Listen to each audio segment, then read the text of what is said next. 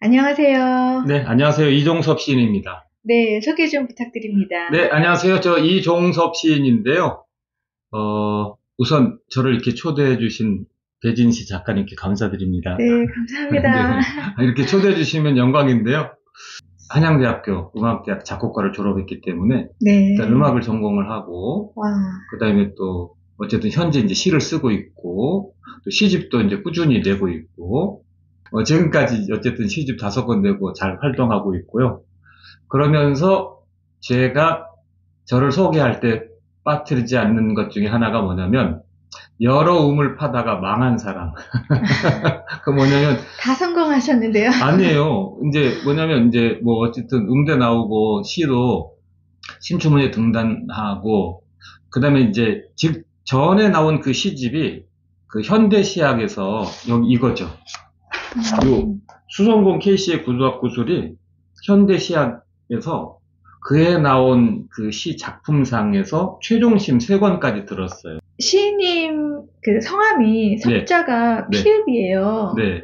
그게 너무 특이했는데요. 네. 한자어인가요? 어떤 이거는 뜻인가요? 순수 한글 이름인데요. 아, 그래요? 네네. 이제 이유가 있습니다. 네. 제가 등단할 때 이제 검색을 해봤어요. 제 이름 본명이 원래 이종섭 비읍이에요. 비읍. 그런데 그 당시에 이제 인터넷에 떠 있는 시인 이름이 이종섭이라는 분이 2분이 계시더라고요. 내가 똑같은 이름으로 활동을 하면 이제 시 발표는 사진 없이 나가는 경우가 더 많잖아요. 네. 그러면 이게 누구신지 몰라서 혼동이 되겠다. 그런데 저는 부모님 주신 이름을 쓰고 싶어가지고 네. 머리를 굴려서 발음은 똑같아요. 이종섭. 네. 근데 표기는 달라요. 네. 그래서 또 그다음에 영어를 제가 SUP로 썼었거든요. 비읍 원래부터. 그러니까 영어식도 그렇고 그래서 제가 이름을 이렇게 필명을 본명 이름으로 똑같이 들리는데 표기만 다르게 바꾼 게 이종섭 피읍입니다. 수상도 진짜 많이 하셨고 어렵다는 신춘문예 출신이세요. 네. 처음에 어떻게 시와 인연을 맺게 되셨나요? 중학교 1학년 때 국어 선생님께서 시를 써오라는 숙제를 내주셨어요. 근데 그분이 문효치 선생님입니다. 얼마 전에, 이제 몇 년 전에 한국문인협회 이사장님도 하셨고, 신춘문예 이관왕 출신이시죠. 그 문효치 선생님이 저희 국어 선생님이셨는데, 시를 써오라는 숙제를 내주신 거예요. 숙제니까 해야 되잖아요. 시를 한 편 딱 썼는데, 기분이 좋고 마음에 드는 거예요. 그때부터 계속 시 썼습니다. 네. 재능이 좀 있으셨어요. 그죠? 어쨌든 감수성이 그쪽으로 이제 연결이 돼서. 그래서 음악, 미술, 시, 이게 다 감수성과 연결된. 국문과 가지 않고 이제 음악대학을 갔죠. 근데 나중에 더 다시. 멋있는데요? 네. 사실? 네. 음대 출신. 네, 맞습니다. 더 멋있죠? 네, 음대 오빠입니다. 네, 제가 이 시집을 읽어보니까요. 사회심리 전반적인 문제를 다 다루셨더라고요, 정말. 그래서 사회 참여시라고도 보여지는데요. 이게 너무, 이게 표지도 되게 MZ세대 같이 깔끔하고 세련됐는데, 우리는 우리라고 제목을 뽑은 이유가 있을까요? 거기에 제가 이제 피카소 같은 시인이다, 이렇게 얘기를 했거든요. 그 피카소 같은 시인이라고 말할 때, 이게 피카소는 제가 2가지를 생각하는데, 하나는, 피카소는 구상하고 추상의 중간에 있어요. 그러니까 일단 풍경이나 사물, 정물 그리면 이것과는 좀 달라요. 그 다음에 완전히 해체시켜가지고 그림을 그리는 도안에 이 몬드리안인지 아니면 아예 그냥 추상화를 그리는 이쪽도 아니에요. 그러니까 경계에 있는 거죠, 이렇게. 그러니까 피카소를 보면 뭔지는 알아요. 이거 사람이구나, 여자구나, 이런 거 알거든요. 근데 풍경화나 구상화 그리는 입장에서 보면은 저 똑같이는 안 그리잖아요. 그 제시가 이제 그래요. 이게 무슨 내용인지 이제 압니다. 그래서 어려웠어요. 저 이거 그렇죠. 고3처럼 공부했어요. 쉬운 시들도 좀 있습니다. 말랑말랑한 시들. 그리고 이제 또 하나 제가 그 피카소를 생각할 때 피카소를 보통 입체파라고 이렇게 얘기를 하거든요. 그래서 제 나름대로 이제 입체 그러면 여러 방면에서 보는 거잖아요. 그래서 여기에 여러 개가 조합돼 있어요. 요걸 갖고 얘기를 하면은 이 우리는요, 일단은 우리, 인칭 대명사로 1인칭 복수의 우리가 있고요. 그 다음에 이제 울타리 또는 뭐 물건을, 짐승을 이렇게 가두는 우리가 있잖아. 이렇게 맞아요. 우리. 그 우리입니다. 근데 어느 게 첫 번째가 인칭인지 그거는 독자들 마음대로. 그래서 와. 1인칭인 우리가 우리인데 가두는 우리. 이거 설명 안 들었으면 네. 계속 우리의 그렇죠. 인칭 대명사로 네. 생각했을 것 같아요. 그리고 또 반대로 그 인칭을 후반 뒤에 거 넣으면은 가두고 있는 이 우리가 그게 우리. 그러니까 이 우리라는 게 사실은 좋은 거기도 하지만 네. 이 우리라는 이 울타리에 갇혀 있으면 거기서 파생되는 문제점도 많이 있고 또 네. 좋은 점도 있고 네. 또 반대로 이제 우리라는 걸 먼저 생각하면 이 우리가 우리야 좋은 이렇게 긍정적 측면도 있거든요. 그 다음에 또 하나가 더 입체적인 게 있습니다. 이 우리가 뭐냐면 뭔데요? 이 우리가 우주의 이치, 우리. 그래서 우리는 우리의 우주 얘기도 막 나옵니다. 이렇게. 아유, 정말. 그래서 막 이렇게 입체적으로 섞여 있죠, 이렇게. 그러니까 마치 스테인드 글라스 보면 이렇게 하나씩 조각이 색깔이 다 이렇게 섞여 있잖아요. 근데 전체적으로 보면 뭔가 그림이 이렇게 나오죠. 그래서 피카소 같은. 네, 그래서 제가 피카소, 제 시를 제 스스로, 나는 입체파다, 시에서. 네. 해체했다가 조합했고, 네. 다의적인 의미도 네. 포함하고 있고, 네. 사실 그 문학이라는 것은 나를 되게 많이 찾자, 나를 찾자, 뭐 이런 이야기가 많은데, 네. 그 안에서 더 큰 의미가 네. 결국 우리 안에서 나를 찾아야 되고, 네. 이 울타리 안에서 나를 찾는 거잖아요. 동떨어져 있는 네. 장소가 아니라. 배 작가님 말씀드리니까 네. 굉장히 제가 흥분이 되는데, 네. 너무 잘 말씀을 간파하시고 이렇게 해주셔가지고, 네. 그러니까 이제 그 우리라는 그 측면 있잖아요. 그것도 나하고 이렇게 연결시켜서 네. 이렇게 이제 얘기가 되니까 제가 막 가슴이 뛰네요. 이 우리라는 게 약간 원형의 의미가 있는데 네. 원형 감옥이라는 느낌도 있고요. 네, 감시하기가 좋은 구조예요. 그렇죠. 그러면서 또 보호와 안전망이기도 하고 네. 또 말씀대로 부정적인 의미, 네. 긍정적인 의미가 다 있는데 네. 우리는 우리에서 벗어날 수가 없죠. 네. 네. 그래서 이제 제목을 네. 이렇게 정했다는 말씀을 드리고요. 네. 이런 이야기를 할 수 있게 해주셔서 진짜 감동이 밀려오네요. 왜냐하면 이런 이야기 하기가 할 수 있는 공간이 별로 없잖아요. 선생님께서 여럿이 다 애정을 가지고 쓰셨지만 저는 이 감정 손해보험이라는 네. 이 시를 보고요. 제가 이렇게 별표를 해놨는데요. 네. 굉장히 진지하게 사회 문제를 고민을 하셨지만 네. 왜 이렇게 개구장이 같은 생각을 하셨지? 도대체 이 시는 뭘까? 와, 이거 정말 상품 개발해야 된다. 보험회사에서 본다면. 네. 이런 생각을 했거든요. 어떻게 이런 생각을 하셨어요? 우선 이제 제가 좀 센시티브 하다 보니까 네. 아무래도 감정적인 그 기복 같은 거를 많이 경험하잖아요. 근데 또 나이가 있다 보니까 이제 감정의 기복을 드러내기 좀 어렵죠. 그러니까 감정 기복을 안 드러내면 그만큼 더 힘든 거잖아요. 그래서 이런저런 생각을 하면서 그 다음에 이제 또 그 당시 제가 저희 부모님을 이제 좀 케어하고 있었는데 지금 이제 아버님은 이제 소천하셨고 근데 그 부모님이 이렇게 딱 보면서 자연스럽게 저의 노후를 바라보게 되잖아요. 네. 그래서 나의 노후는 어떻게 해야 되나 할 때, 이 감정이 정말 중요하겠다. 네. 왜냐면 노후에 뭐가 많이 있고 뭐가 많이 없고 하는 이런 것은 다 상대적이어서 내가 많아도 부족하게 느낄 수도 있고요. 없어도 괜찮아 할 수도 있는데 그게 이제 감정이 아닐까 생각이 이제 드는 거예요. 그래서 제가 이제 이 감정 손해보험을 이렇게 이제 이 생각을 한 건데 거기에서 이제 감정이 주가 되고 손해보험을 넣는 거는 이제 발상이죠. 네. 아이디어적인 발상. 그렇죠. 사람들이 네. 알아듣고 또 재미있게 예. 공감하게. 시라는 보험에 들어놓으시면 좋을 것 같아요. 네. 이 시집의 효자시가 되지 않을까 싶습니다. 네, 요즘 노후에 대한 고민이 많고 또 외로움에 대한 이슈가 되고 있으니까요. 네. 네, 영국에는 외로움을 관리하는 전국 부서가 있죠. 아, 외로움. 진짜요? 네. 우리나라에 뭐 여성가족부가 있고 네. 뭐 문화체육관광부가 있듯이 네. 영국에는 외로움을 관리하는 부서가 있고 프랑스에는 여가를 관리하는 부서가 있고. 아니, 그럼 배 작가님이 이제 네, 이렇게 우리나라에도 이 시를 보고서 보험회사에서 이거 이렇게 하면 좋겠다 그런 말씀을 이제 톡으로 살짝 하셨었잖아요. 그러니까 예를 들어서 이제 어떤 일이 벌어졌을 때 사건의 재난은 아닌데 내가 잘 견딜 수 있는 인격과 자세가 있어서 헤쳐나왔지만 감정은 많이 상해 있을 때 보험회사에서 주변에 있는 팩트적인 이런저런 사건들이 있었구나. 그래서 감정보험료를 주는 거. 아니, 가능하겠는데요? 우리도 부서 하나 만들어질 것 같은데요. 네. 이 책에요. 고등어 고등법원, 네. 멜라닌 멜랑콜리 네. 이런 시가 있어요. 네네. 좀 발음의 유의를 이용하셨는데 네. 배경 지식이 네. 장난이 아니세요. 네.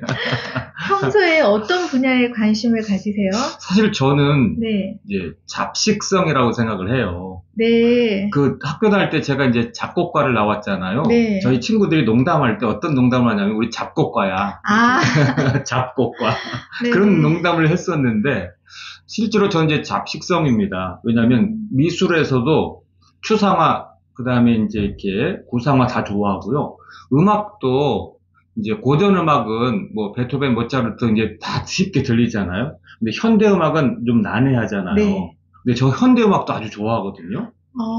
그래서 그 아까 처음에 말씀드린 것처럼 그 경계에 있는 게 그 피카소. 피카소는 딱 중간에 있어가지고 양쪽 다 흡수하고 양쪽 다 발산해요. 그래서 피카소인가 봐요. 네, 보통은 한쪽에 딱 위치를 정하거든요. 네, 이렇게 네. 영역을. 네. 근데 피카소는 이 사실 그런 면에서 이제 영역이 없는 거죠. 다 하는 건데 이쪽에서 보면 여기 경계, 이쪽에서 보면 여기 경계 이렇게 되거든요. 그래서 저는 사회 관심 분야도 아까 말씀하신 것처럼 이제 고등어, 고등법원, 멜라닌, 멜랑콜리 이런 나오는 이런 것에 사실 관심이 아주 많죠. 근데 이제 거기에서 다만 이제 깊이는 다르죠. 왜냐하면 제가 모든 걸 다 똑같은 깊이로 접근할 수는 없으니까 이제 중심의 어떤 깊이 그러면 아무래도 제가 이제 음악을 전공했으니까 또 하나는 이제 또 시인으로 데뷔해서 활동하고 있으니까 또 음악, 문학 이 두 개의 그 깊이는 유지하려고 하는데 다른 부분은 아무래도 관심은 많지만 수박 겉핥기식. 근데 저는 겸손한. 수박 겉핥기를 옹호하는 사람인데요. 왜냐면 수박 겉핥기를 안 하면은 주변을 넓혀갈 수 없어요. 수박 겉핥기를 조금 멋있는 말로 요즘 무경계라고 하거든요. 아, 그런가요? 예, 무경계. 무경계? 예, 무경계가 또 추세인데요. 네. 예, 피카소처럼. 제가 배 작가님께 오늘 네. 좋은 말 하나 배웠습니다. 무경계. 네네. 제가 네. 경계를 별로 안 좋아해요. 아, 저랑 비슷하신데요? 네. 네. 뭐, 이 사람과 이 사람이 네. 왜 경계 지어야 돼? 그렇죠. 뭐, 이 아파트와 이 아파트가 왜 경계 지어야 돼? 네. 요즘 뭐 사회적인 문제도 되고 있지만, 경계를 지으면 지을수록 편리해진다고 생각하지만, 사실, 피카소의 눈으로 보면 굉장히 또 하찮죠. 진짜 불필요하고 감정 차단되고 흉물 같은 그 담 또는 철조망 이렇게 그런 경계를 왜 해놓는지 모르겠습니다. 세탁기나 네. 냉장고라는 시를 봤는데요. 네. 현대 문명이 영혼을 뺏어간다 이런 약간 비판적인 시선으로 또 쓰셨어요. 네. 저는 주부니까 세탁기나 냉장고를 매우 좋아하거든요. 네. 그런데 그것의 또 다른 면을 바라보셨잖아요. 네. 어떻게 그렇게 생각하시나요? 아마도 이제 현대 문명이 이제 사람의 영혼을 이렇게 뺏어가거나 또 침체시키거나 또 사막화시키는 이런 주제는 다 공감하실 텐데 거기 어떤 뭐 소재나 제재가 있어야 되잖아요. 근데 그때 이제 실감나게 표현할 수 있고 실감나게 받아들일 수 있는 그 소재를 이렇게 이제 냉장고나 세탁기를 택한 거죠. 그러니까 가장 많이 쓰는 냉장고 저게 이거야 이렇게 접근하지 않았고 그럼 또 이상하거든요. 또 세탁기 저게 이거야 이렇게 하지 않았고 이제 일반적인 주제를 잘 드러낼 수 있는 소재가 뭘까? 그럴 때 일상에서 냉장고, 세탁기가 제일 흔하고 많이 쓰이고 그러잖아요. 그다음에 거기에서 이제 또 이거를 가지고 표현하기 쉬워서, 그래서 이제 냉장고 세탁기를 제가 차용해서 이제 쓴 겁니다. 냉장고 첫 줄이 시한부 인생들을 저장하고 나면 하나둘 아일랜드로 떠나간다. 네. 이랬는데 우리도 다 시한부 인생이잖아요. 그렇죠. 이 시한부 인생이라고 생각을 하면 하루하루를 허투루 살 수 없잖아요. 네. 아마 배 작가님이 이렇게 딱 거론해 주시는 시들은 이 시집에서 아주 이제 좋은 반응을 아마 받게 될 시라고 생각됩니다.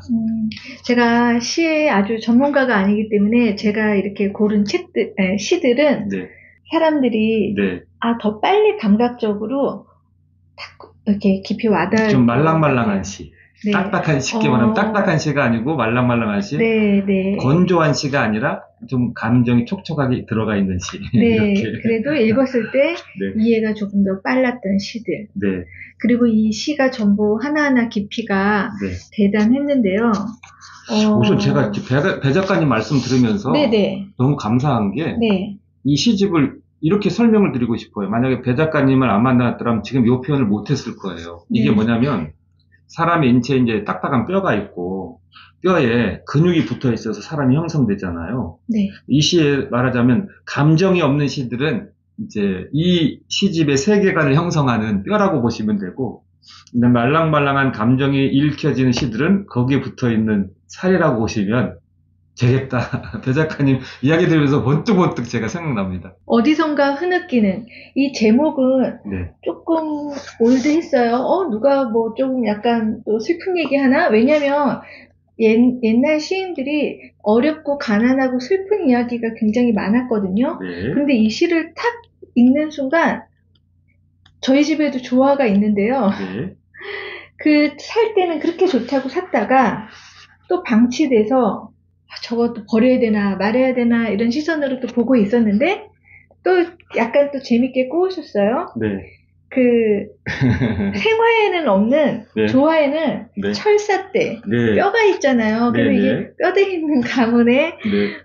꽃이었을 것이다. 네. 이렇게 다시 살려주셨어요. 네. 죽였다 살렸다 죽였다 살렸다. 맞습니다. 사실 인간도 이런 대접을 받아요. 어느 날은 내가 필요로 할 때, 졸업식이나 입학식 때는 네. 이렇게 좀 좋은 대접을 받다가 네. 또 어느 순간은 또 구석에 또 처박혀 있다가 네. 나왔다 들어갔다. 조화나 네. 생화나 인간이 취급되는 것이 그러다가 또 어디 구석에서 울기도 하고. 네, 맞습니다.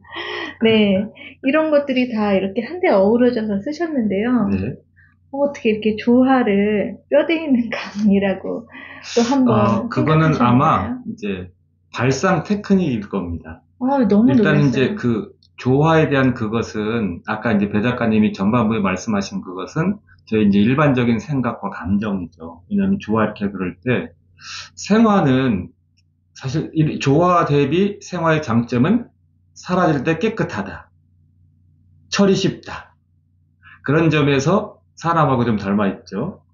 근데 이제 반대로 조화는 뒤처리가 어려운 거예요. 항상 똑같이 유지가 되기 때문에 버리기도 아깝고, 나중에 실증 나고, 또 먼지도 쌓이고, 버릴 때, 이거 쓰레기 봉투에 넣으면 되는데, 저거 버려야 되나? 또는 쓰레기 봉투에 넣기도 아깝고, 별 생각이, 사투리로 말하면 5만 가지 생각이 다 들죠. 이런 것에 대해서 이제 시를 쓴 거고요. 그 다음에 이제 뼈대에 있는 감정, 이 뼈대는 발상이 훈련되면 쉽게 나옵니다. 이제 이렇게 관찰하고, 그다음 관찰도 훈련이 되면 직대입으로 그냥 바로바로 나오죠. 그러니까 조화 안에 철사가 있잖아요. 네. 그럼 사람 안에 있는 철사뼈, 뼈로 바로 하는 이런 거는 이제 훈련이 되면 바로 잘 돼서 이 시집은 발상의 교과서 또는 시를 배우는 사람들의 교과서, 이제 그렇게 평을 해주셨어요. 발상의 교과서. 네, 이건 거의 시에 관심 있는 분들은 이거 꼭 한번 기억해. 복조리. 네. 그래서 이 제목에서 지금 시 얘기가 이렇게 재밌는 줄 오늘 처음 알았네요. 네. 발상은 어떻게 하나요? 발상을 가르칠 때 이제 그냥 발상 이렇게 하면 이제 좀 어려워요. 제가 어떻게 가르치냐면 연상부터 시작해요. 연상. 발상이라는 말에 대해서 조금 개념화가 안 되거나 이런 말을 어려워하시는 분들 있거든요. 연상으로 생각하면 돼요. 우리 어릴 때 연상 게임 많이 했거든요. 그 다음에 두 번째는 연상하는데 남들이 쉽게 할 수 있는 그런 거보다는 남들이 안 하는 거. 여기 시학에서 말하는, 시론에서 말하는 낯설 계약인데, 낯설 계약이 여러분 굉장히 보면 어려운 말 같잖아요. 그러니까 남들이 안 하는 거 쓰면 낯선 거예요. 이왕이면 남들이 안 하는 거, 멀리 있는 거, 이거를 하는 게 이제 이 기술, 테크닉, 또 실력, 이렇게 얘기할 수 있죠. 근데 발상을 익히면 어떤 분야에 가든지 탑이 된다. 사실 뭐 셰프도 발상이잖아요. 자기가 창의적으로 어떤 걸 만드는 거니까. 네. 말하는 게서 아이디어인데 이 발상, 연상, 아이디어 어떤 분야든지 이런 아이디어만 있으면 그 분야에서 성공한다. 그렇게 해서 이제 발상인 연상을 많이 가르쳐요. 시를 통해 삶의 지혜까지 배웠네요. 네. 시인분들이 굉장히 섬세하고 예민하셔서 네. 또 한편으로는 좀 일상생활은 좀 힘들다 이런 분도 계시거든요. 그럴 수도 있죠. 아, 근데 이렇게 밝고 긍정적이고 좋은 것만 흡수를 짝짝 하는 네. 건강한 정신을 가지셨는데, 이것도 어떤 가정에서의 혹시 영향이나 교육이 있었을까요? 배 작가님이 참 리드를 참 잘해주시네요, 진행을. 아니요, 왜냐면- 제가 그냥 궁금한 것만 근데 여쭤보는 이게 거예요. 논리적으로 이게 맞아가는 게 딱 맞는 게 그 말씀이 맞으신 게 저희 아버님이 저한테 잔소리를 단 한 번도 안 하셨어요. 심지어 예를 들면 저희 아버님이 저한테 공부해라 이 소리를 단 한 번도 안 했어요. 아, 절대 단 한 번도. 음. 그래서 저는 부모님 잔소리 거의가 아니라 아예 안 듣고 자랐죠. 아, 오늘부터 잔소리 그만하겠습니다. 사실 뭐 잔소리라는 게 해서 되는 거 없고 아, 역효과만 많이 나죠. 그다음에 알면서 잔소리 안에서 안 되면 원래 안 되는 거고. 뭐 교육학에서 늘 나오는 말인데 네, 저절로 알고 계시네요. 시는 네, 좀 아직 현대사회에서 좀 아둥바둥 버티고 있어요. 네, 이렇게 물질적으로 풍요로워지고 경제가 어렵다고 하지만 과거에 비해서 풍요롭게 살고 있는데 이 시집 한 권을 사는 여유는 좀 없어졌어요. 그렇죠. 예전에는 생일날 시집도 사서 선물하고 그렇죠. 네, 좀 이랬는데 네, 그럼에도 온 삶을 바쳐 이렇게 귀한 시집을 내주셨는데 저는 시가 없는 세상은 어린이가 없는 세상 같다는 생각이 들어요. 네, 그래서 이 귀한 시로 다시 한번 소중한 것을 일깨워 주셔서 너무 감사합니다. 네. 말씀 들으면서 딱 생각 떠오르는 네. 게요. 작가님 말씀하시니까 뭐 퐁퐁퐁 떠오르는데 어떤 철학자가 네. 또 지구의 끝까지 남아있을 세 가지가 뭐냐면 시집, 도서관, 자전거. 시가 받는 대접과 어린이가 받는 대접이 점점 각박해진다. 네, 예쁘게 꾸며주기는 하는데 진심으로 우리가 존중해주고 있나? 이런 생각이 들었어요. 아마 배 작가님께서 그 물꼬를 그 맥락에 맞게 잘 이렇게 물꼬를 이렇게 터트려 주셔가지고 아유, 저도 재미있게 감사합니다. 얘기해서 저는 이제 가끔씩 인터뷰를 이제 한 적도 있거든요. 네. 근데 오늘 인터뷰는 굉장히 제가 이렇게 흥분되고 재밌고 즐겁고 제 시에 대해서 있는 것만 말한 게 아니고 없는 것까지 몰랐던 것까지 제가 이렇게 이야기할 수 있는 이런 오늘 인터뷰가 돼가지고 제가 배 작가님께 진짜 감사드립니다. 제가 감사하죠. 독자와 작가의 만남이 그래서 즐거운 거 아닙니까? 네, 그렇죠. 네, 저도 작가님을 직접 만나지 않았으면요. 네, 우리는 우리가 어떻게 그렇게 생각을 했겠어요. 여기다 우리라도 하나 그려주시겠어요? 힌트 좀 얻게. 어쨌든 너무 즐거운 시간이었습니다. 감사합니다. 감사합니다. 고맙습니다. 대단한 운명까지 바란 적 없다 생각해